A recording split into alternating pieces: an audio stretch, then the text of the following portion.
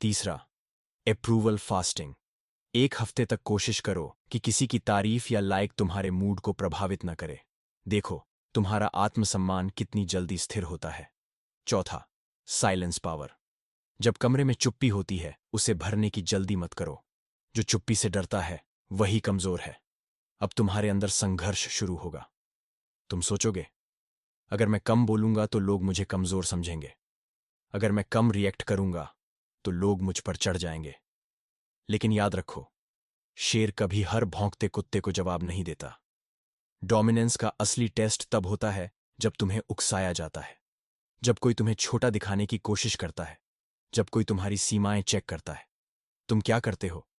अगर तुम भावनात्मक विस्फोट करते हो तो तुमने गेम हार दिया।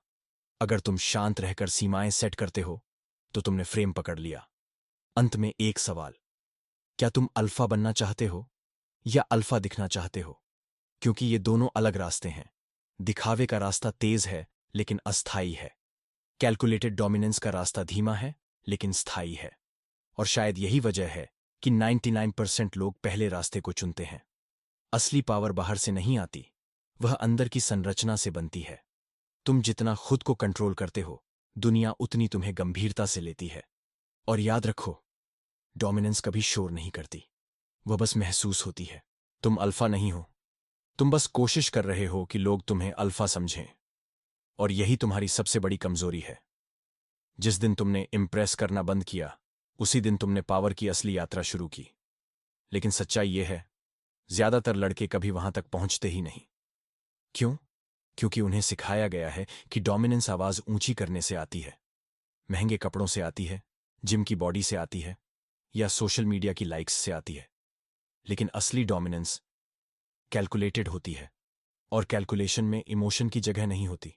अगर तुम इस चैनल पर नए हो तो सब्सक्राइब कर लो। यहां हम मोटिवेशन नहीं बेचते, हम भ्रम तोड़ते हैं। और आज हम उस भ्रम को तोड़ेंगे जिसे लोग अल्फा कहते हैं। कल्पना करो एक सीन, ऑफिस की मीटिंग चल रही है। 5 लोग टेबल पर बैठे हैं। एक आदमी लगातार बोल रहा है, तेज आवाज, बड़ी बातें, खुद को साबित करने की कोशिश। दूसरा आदमी चुप है, बस सुन रहा है। मीटिंग खत्म होती है। बॉस किसकी तरफ देखता है? अक्सर उस चुप आदमी की तरफ। क्यों? क्योंकि डोमिनेंस वॉल्यूम से नहीं आती, वह कंट्रोल से आती है। जो आदमी खुद को कंट्रोल नहीं कर सकता, वो किसी और को कैसे करेगा? अब सोचो, जब तुम किसी लड़की से बात करते हो, क्या तुम थोड़ा ज्यादा उत्साहित हो जाते हो?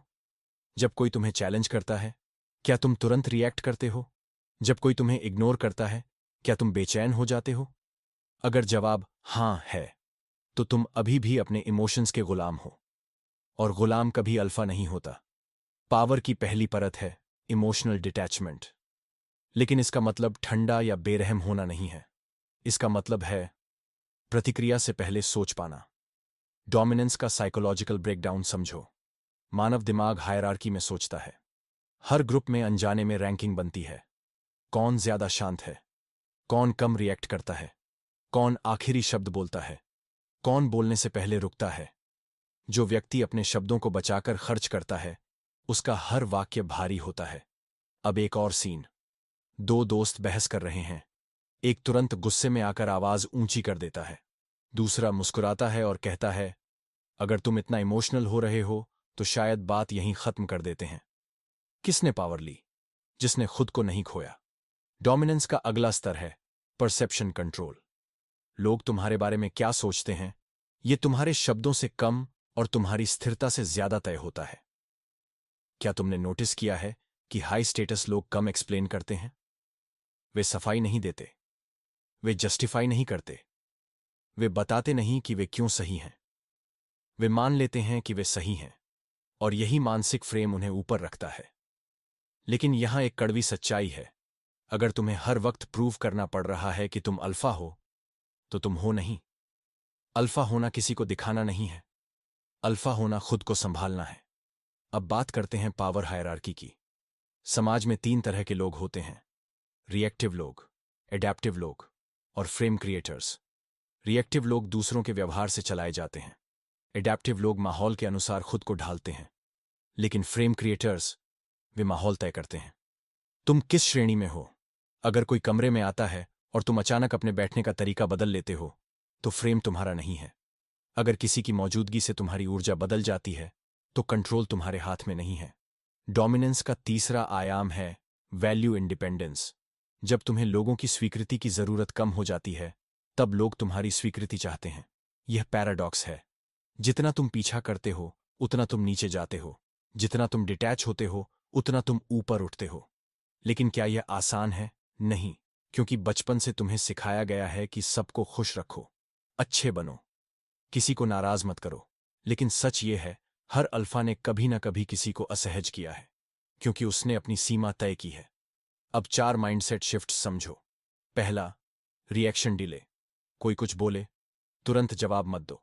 3 सेकंड रुक जाओ, तुम्हारा दिमाग खुद को रीसेट करेगा। ये छोटा सा गैप तुम्हें भीड़ से अलग करेगा। दूसरा, एक्सप्लेन कम, ऑब्जर्व ज्यादा। जितना तुम दूसरों को पढ़ोगे, उतना तुम आगे रहोगे। लोग अपनी बॉडी लैंग्वेज से अपनी असुरक्षा दिखाते हैं, तुम्हें बस नोटिस करना है।